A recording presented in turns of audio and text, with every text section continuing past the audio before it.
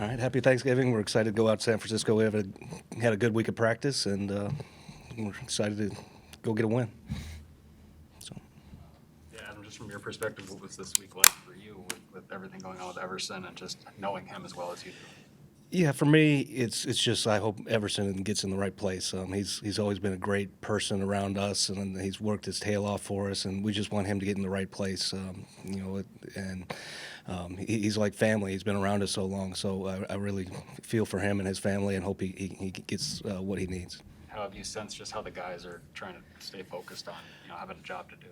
Well, I think the guys, obviously, they're going to have emotions about it, but I think they've done a good job of locking in and focusing on the task at hand, which is San Francisco. And, again, it's just them wanting Everson to be in his right place as well. Adam, with the ways that they like to attack and run the ball in different fashions, I guess, having Samuel get it in different ways and just power runs in general, what's the process like of trying to, I guess, have linebackers ready to honor all the motions and fakes, but also play the power runs as well? Yeah, they're a challenge because they create so many gaps one way or the other based on moving the tight end or moving the tight end on the snap or moving the receiver across the formation. So you really have to do a good job of making those adjustments and making sure you get lined up first. And then after that, you have to you show them the runs and how to fit those up. So it's a long process of we've had a lot of walkthroughs of formation adjustments and run fits this week, and we're going to continue to do that up until Saturday night even. So it's a challenging offense to play. They do a great job with their scheme. Kyle Shanahan is one of the best in the league at calling games. You guys see this scheme in different iterations with Green Bay or Cleveland or whoever as it's gotten popular around the league, even here in practice every day. How different is what they do compared to some of these other teams, and how much carryover is there? Well, there is a lot of carryover. I think, especially some in the passing game with the bootlegs and things like that. They do a little bit more movement than these other teams do. It's rocket sweeps. It's flashing the tight end on the snap, which has become kind of in vogue this year. But they're kind of doing it more than anybody. So it's the same, but there's a lot of wrinkles that they've implemented.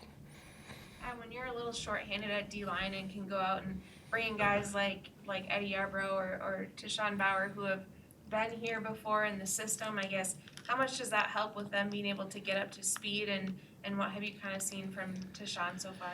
Yeah, I think that helps a lot. It's not like, each team has their own language, so it's not like they're learning Spanish when they've been speaking French. So I think they have some recall, and I think Tayshawn's done a really good job of stepping back in and getting some things. Now, obviously, he's still got to work on it and study it, but the recall he's had after being away for so long has been impressive for me.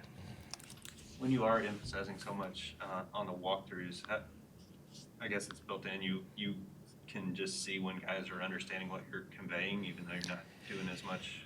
Yeah, it's more about getting lined up in the right spot with each formation that they do, or personnel group, or any of those things. It's just making sure everybody's in the right spot. Everybody knows what play we can anticipate and what play we can expect. And if they go a certain way, we have to react a certain way. So it's just pretty much making the guys feel comfortable with where they're going to be before the snap.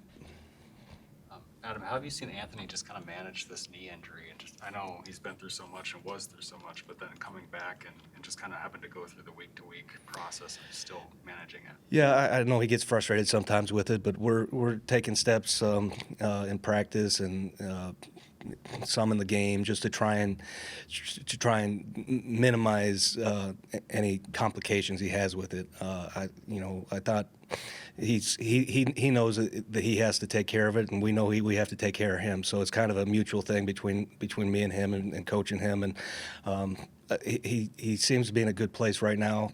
I thought he played a tremendous game against Green Bay. He was one of our better defensive players in that game. So I think he's coming into his own as a player. Getting back to where he was before really the pec injury. Best couple for Adam. And with him, I guess we often think about him as just a blitzer and passing game so prevalent today, but how do you guys evaluate him as a run defender? How important is he to just some of those fits that you draw up? Oh, he's extremely important. He's physical against the run. There were a couple times in this last game he went in there and he was aggressive and got the back down and limited the gain when there might have been a seam. I think, I don't know what Pro Football Focus says about his run defense, but he grades really, really high in the run defense for me. Good. All right. Thank you so Thanks, much. guys. Appreciate it.